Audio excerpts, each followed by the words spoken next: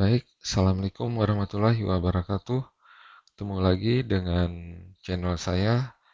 Kali ini saya akan membicarakan terkait peraturan JJP tentang bentuk dan tata cara pembuatan bukti pemotongan, pemungutan, unifikasi, serta bentuk isi, tata cara pengisian dan penyampaian SPT pajak penghasilan unifikasi. Sebelum saya lanjutkan bagaimana tata cara pembuatannya, mohon yang belum subscribe dulu agar kami semangat untuk membuat video-video selanjutnya. Pertama, kita lihat di sini ada informasi tentang akun kita di DJP Online. Kita klik dulu profile, kemudian kita aktifasi fiturnya. Di sini ada pilihan yang fitur-fitur yang akan kita aktifkan, yaitu kita aktifkan e-Butpot unifikasi. Di sini ada e-Butpot unifikasi, tinggal kita centang saja di situ. Kemudian kita scroll ke bawah, kita ubah fitur layanannya.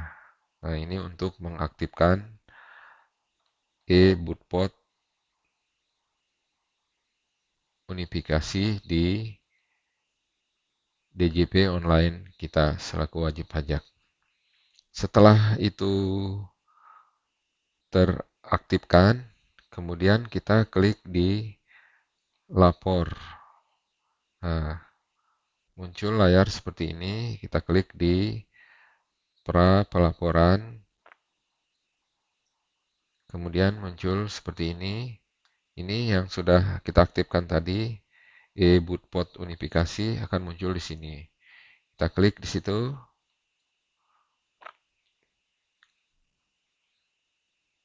Nah, nanti akan muncul dashboard seperti ini. Ini adalah SPT yang daftar SPT masa PPH unifikasi yang telah terkirim. Nanti akan muncul di sini. Karena ini belum pernah, maka di sini masih kosong. Kemudian setelah itu kita ke pengaturan dulu. Itu untuk memasukkan perekaman penandatangan SPT maupun bukti potong. Di sini kita masukkan NPWP-nya, kemudian kalau kita masukkan NPWP akan otomatis keluar nama penandatangannya sesuai dengan NPWP yang kita masukkan. Kemudian kita klik di sini aktif, kemudian kita simpan. Setelah itu penandatangan kita isi, maka selanjutnya kita akan isi bukti potong, yaitu kita kembali lagi ke pajak penghasilan. Di sini ada fitur-fitur itu PPH yang di store sendiri. Ini jika kita ada mempunyai di perusahaan kita atau di transaksi yang ada kita ada PPH yang di store sendiri, maka klik di sini bisa dimasukkan datanya. Kemudian di sini ada PPH pasal 4 ayat 2, PPH pasal 15, PPH pasal 23, PPH pasal 22. Kemudian di sini ada PPH non-resident, yaitu PPH pasal 26 untuk PPH pasal untuk wajib pajak luar negeri. Di sini ada fitur untuk impor data. Ini ada posting. Nah, ini adalah fitur-fitur yang ada di sini. Kita contohkan di sini kita mempunyai untuk merekam bukti potong PPH pasal 4 ayat 2, PPH atau PPH pasal 15 atau PPH pasal 22 maupun PPH pasal 23. Kita klik di sini.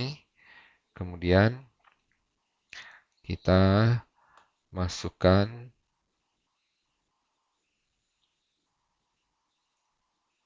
tahun pajaknya, masa yang akan kita buat bukti potong atau SPT-nya. Kita tinggal pilih. Kemudian di sini ada identitas, harus ada NPWP atau NIK. Jadi kedua ini harus ada untuk customer kita bertransaksi.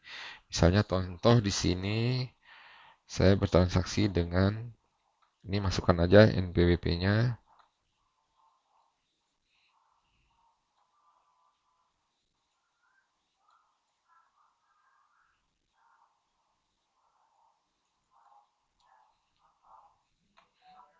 Nah, ini misalnya setelah kita masukkan, kita klik berikutnya. Ini akan muncul di sini pajak penghasilan yang dipotong atau dipungut. Di sini kita tinggal pilih baik PPh pasal 4 ayat 2, PPh pasal 15, PPh pasal 23 atau maupun PPh pasal 23. Tinggal dipilih di sini kode jenis pajaknya. Misalnya contoh tadi kita ada bertransaksi dengan NPP yang sudah kita isi tadi, yaitu misalnya tinggal pilih di sini apa misalnya. Ini sebagai contoh, saya pilih misalnya PPh 23,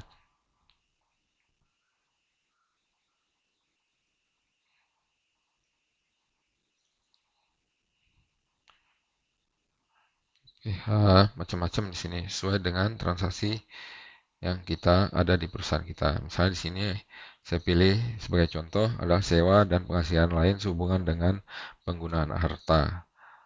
Tinggal pilih saja. Nah, di sini setelah kita pilih situ, uh, ini contoh tanpa fasilitas.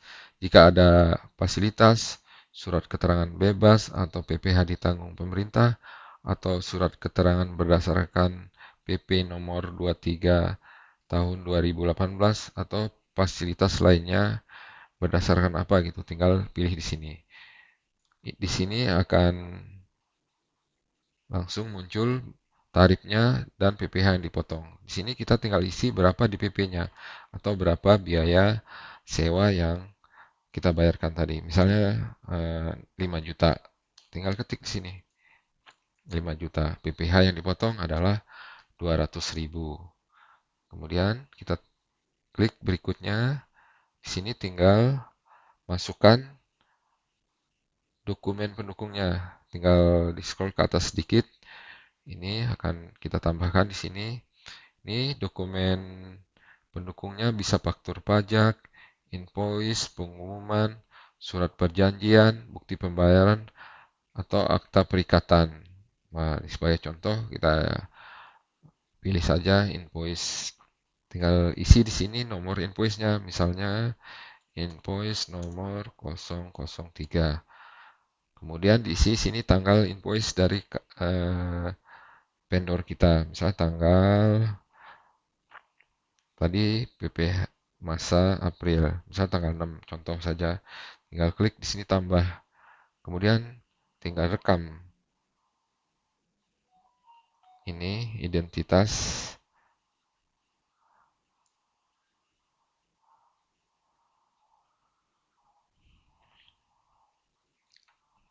penanda tangan adalah bisa pilih sini sesuai dengan yang kita isi di pengaturan tadi.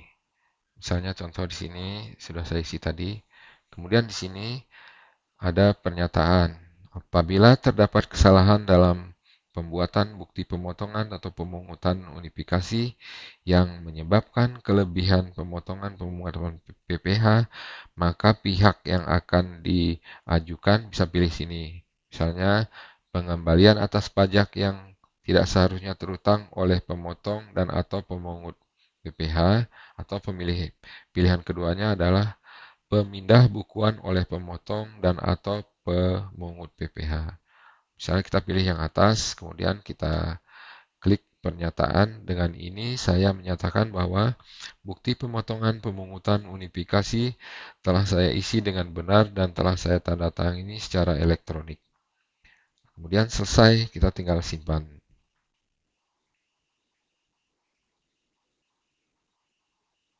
Nah, ini berarti data yang kita input tadi sudah sukses tersimpan. Tinggal klik ya. Mungkin jika masih ada, misalnya eh, bukti potong, kita tinggal tambah lagi masanya. April. Nah, tinggal ditambah sini identitasnya, apakah NPWP, apakah NIK, tinggal ketik di sini. Misalnya contoh sini,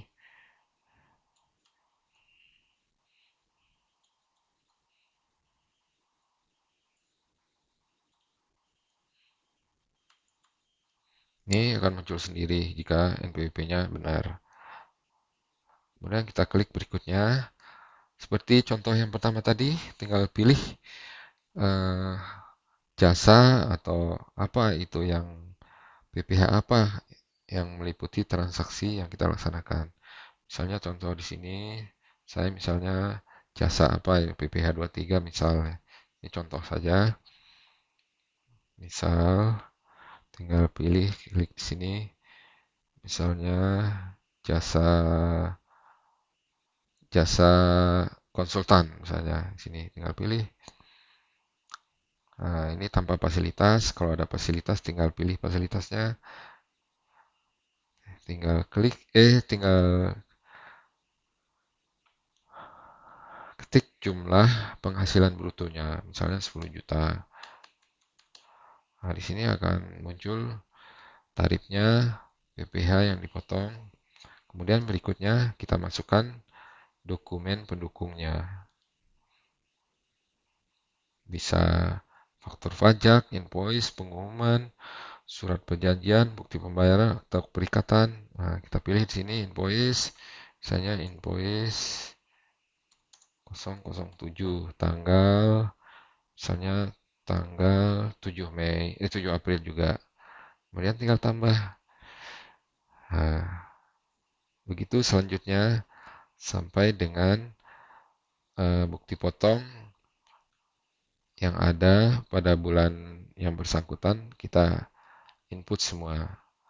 Mungkin kalau terlalu banyak bisa melalui proses impor sama seperti bootpot sebelumnya. Ini sukses.